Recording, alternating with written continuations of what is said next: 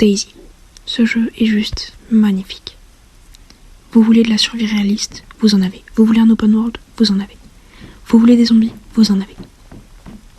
Vous voulez du suspense? Vous en avez. Vous avez tout ce qu'il vous faut dans Daisy. Ce jeu si peu connu, mais juste incroyable. Je vais tout vous expliquer dans cette vidéo. Daisy est un jeu de survie dans un monde post-apocalyptique où votre but, comme dans tous les jeux de survie, est de survivre le plus longtemps possible. Mais Daisy est assez particulier, vu qu'il vous faudra gérer votre soif, votre faim, votre température, votre sang et votre santé.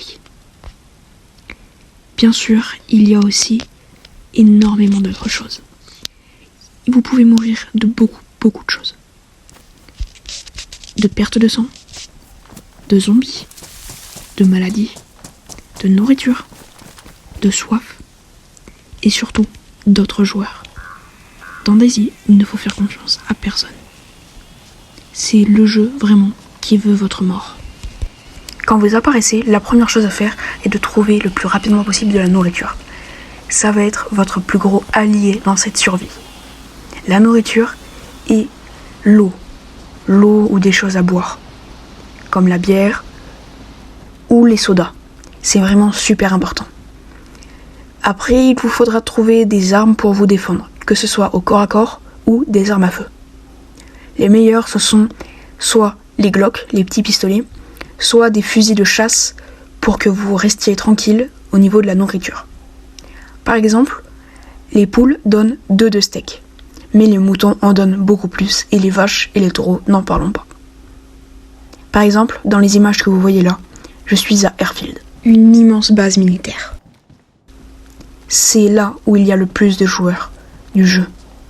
Même si vous êtes dans un serveur où il y a très peu de joueurs, c'est vraiment risqué d'aller ici. C'est d'ailleurs là que mon aventure s'est terminée dans ce serveur. Mais il ne faut pas être dégoûté. Il faut vous dire que c'était une bonne partie et que vous avez survécu vraiment longtemps. J'ai direct relancé une partie et j'étais content de retrouver les bases du jeu. Faites vraiment attention aux zombies. Ils sont aveugles mais ont une très bonne ouïe. Restez accroupis le plus possible avec les zombies. Et surtout privilégiez les armes de corps à corps aux armes à feu pour éliminer les zombies. À part si vous avez un silencieux ou énormément de munitions. Vous pouvez vous la jouer à explorer et à survivre sans armes à feu ou seulement avec des toutes petites armes à feu, ou vous la jouez en guerrier avec des gilets pare-balles, des sacs de fou et des armes de fou. Tout dépend de votre style de jeu. Vos habits, vos outils et vos armes peuvent s'abîmer. Faites attention de bien les entretenir. C'est vraiment important. Parce que vous allez galérer à en trouver de rechange. Je parle de ce jeu parce que c'est vraiment un jeu que j'adore et que j'ai découvert il n'y a pas si longtemps que ça, et c'est un jeu qui est très peu connu. Mais franchement, ce jeu est juste incroyable. Il y a très peu de chaînes YouTube qui font des vidéos, des chaînes YouTube françaises en tout cas, donc c'est pour ça que je vous fais cette petite vidéo pour un peu tout vous expliquer. Mais bien sûr, dans une vidéo même de 1 heure, il n'y aurait pas le temps pour tout expliquer.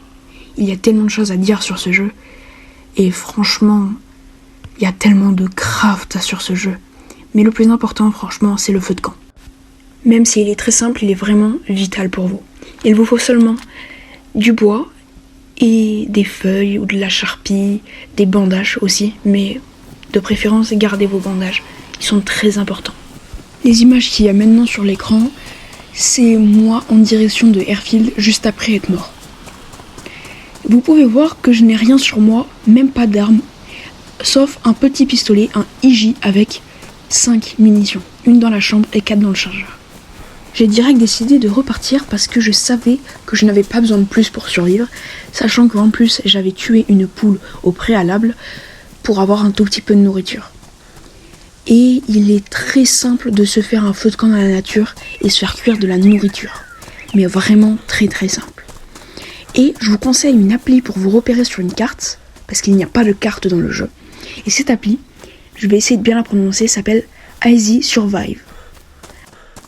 Easy Survive, c'est une appli qui vous permet de voir toute la carte, parce que comme je vous l'ai expliqué, la carte est immense, et je dirais que la carte fait plus de 4 fois la taille du chapitre 5 de Fortnite, pour vous dire à quel point c'est énorme, même si c'est pas 5 ou 6. Et donc franchement, ça aide énormément, parce qu'il y a tous les spawns d'animaux, tous les spawns de maisons, où sont les maisons, les spawns des voitures qu'on peut utiliser, parce que dans le jeu, on peut utiliser des voitures, et c'est plein de choses ultra intéressantes. Et vraiment, ce jeu s'est basé sur l'exploration. La bêta du jeu est sortie en 2013. Ce jeu est vraiment sorti en 2013. Donc ce jeu a 11 ans, vu qu'on est passé en 2024. 11 ans, sachant que c'est un jeu qui a très peu de mises à jour, mais qui a quand même des graphismes, je trouve, très jolis pour un jeu de 2013, même si ils ont été un petit peu améliorés, ce qui est normal. Et il y a une communauté qui est très grande, même si elle est très peu connue. Et il y a aussi un système de chat vocal dans le jeu.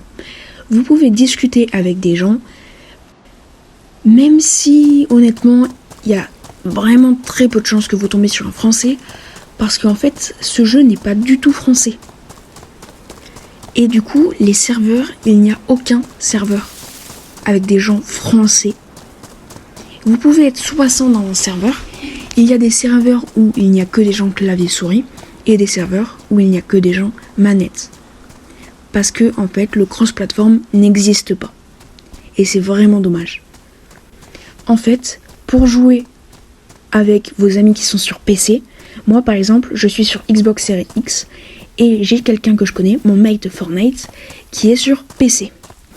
Et on a trouvé une solution pour pouvoir jouer ensemble à Daisy. Moi de mon côté, je ne dois rien faire. Donc vous qui êtes sur Xbox, ne faites rien.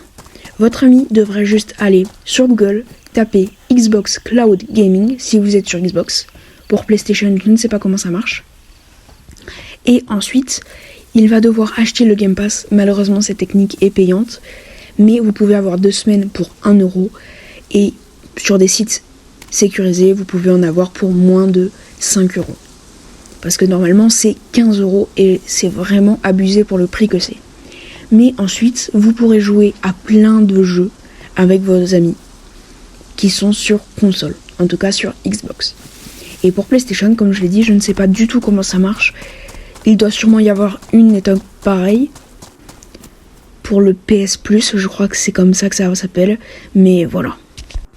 Bon, honnêtement, je pense que cette vidéo va s'arrêter là. J'espère qu'elle vous aura vraiment aidé.